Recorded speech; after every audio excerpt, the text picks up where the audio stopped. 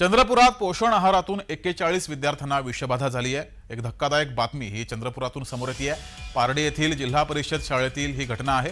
विद्यार्थ्यांवर ग्रामीण रुग्णालयामध्ये उपचार सुरू आहेत।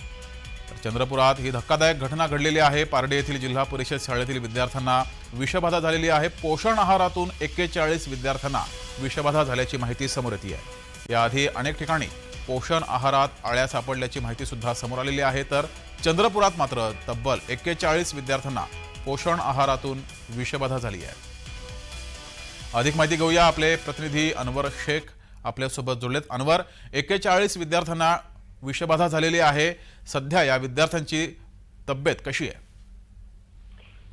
नक्कीच आपण बघितलं की जे पारडी आहे तिचा जिल्हा परिषद उच्च प्राथमिक शाळा आहे, त्यामध्ये 133 पटसंख्या असून ज्या दिवशी घटना घडलेली आहे त्या दिवशी 126 विद्यार्थी हजर होते आणि यांना जे पोषण आहार देण्यात आला होता ते उकडलेला चणा त्यामध्ये तिखट व मीठ लावून दिले होते।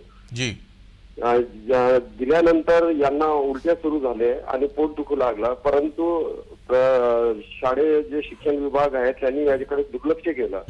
त्यानंतर यांना जास्त उलट्या लागल्यानंतर मग पूर्ण यंत्रणा जागी झाली आणि त्यांना रुग्णालयात दाखल करण्यात आलेलं आहे।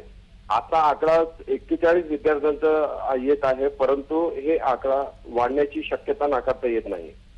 जी, मात्र अनवर, या विद्यार्थ्यांची सध्या परिस्थिती कशी आहे, तब्येत कशी आहे आणि प्रशासनाकडून यावर काही कारवाई करण्यात आलेली आहे का? कारण पोषण आहारातून ही विषबाधा झाली आहे। नक्कीच विद्यार्थी आता रुग्णालयामध्ये दाखल आहेत, त्यांच्यावर उपचार सुरू आहे आणि प्रशासनाने याची चौकशी सुरू केलेली आहे की कशा कोणत्या प्रकारे हे सगळं घटना घडलेली आहे।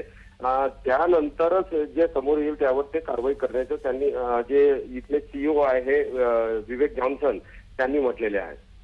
जी, धन्यवाद अनवर दिलेल्या माहितीबद्दल।